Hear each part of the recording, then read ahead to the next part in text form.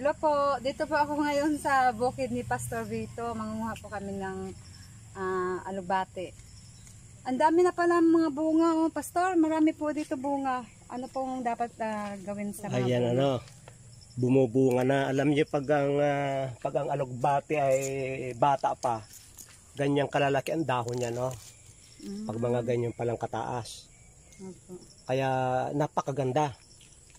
At gagapang yan. Pag gumagapang habang humahaba, lumiliit yung dahon niya. At kapag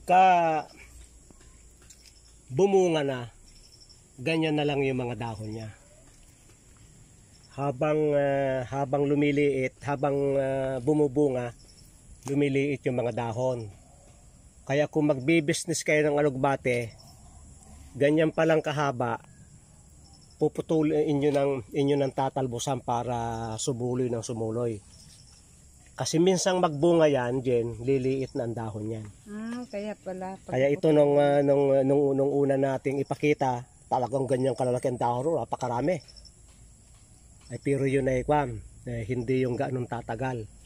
Kasi ang pakikinabangan natin, itong talbos yung nagiging negosyo. At yan naman talbos, kahit maliliit naman ang dahon, nabibili yan. Kaya talagang ang purpose ng alugbate ay tatalbusan. Ganun pala. Kaya pala maraming mga talbos pag naputulan.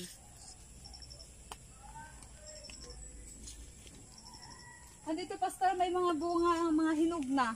Ano po dapat dito gawin? Ginagawang tricks. Ay ito ito yung pwede mong tutuyuin yan. Pagkatapos ay pagkatuyo na, ilalagay mo sa lupa para tumubo ng malalaking alugbate uli. Kaya kung ang gusto mo ay malalaking dahon ng alugbate, marami kang stock na buto. Pag maliit na yung dahon, tataniman mo ng bago para malalaki uli yung dahon ng bago. Pero itong bunga naman, pagka fresh, pwede mong i-juice yan. Ilang ikot lang sa blender yan. Kung gusto mo ay pure, ay talagang pure na pure, at yun ay napakaganda sa kanser. Ang taas ang antosaya nilon. Pwede ring pangkulay sa puto. Kung gusto mo puto, bibingka na natural ang kulay, o yung kayang ube, ay di yung bunga niyan. Kung gusto mo sinaing, na yung kanin mo ay kulay violet, mas maganda yung alugbate, ang pampaviolet sa kanin, sapagkat hindi siya mapait, normal naman yung lasa. Ito ginujuice natin, pagkatapos ay nilalagyan natin ng kalamansi, nilalagyan ng asukal, tapos ay kinukonsentrate. Isang baso, isang kutsara nun, ang lasa niya ay parang grapes. Napakasarap. Kaya ito, napakarami nating alugbate dito. Yung mga butong yan, hindi natin sasayangin yan. Unti-unti nating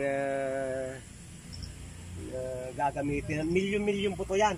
Yung iba i-stock natin para sa pandilig, para sa panibagong pagtatanim. Narito pala ang maraming bunga. Mga 3 araw pa lang, na siya, may hinog na siya. Ito ay pwede gawing juice. Ito yung sinasabi kanina ni Pastor na ginagawang juice. Kung gusto nyong halaya, yan. Gusto nyong may kulay, yan na lang kasi kulay violet. Ito yung mga pa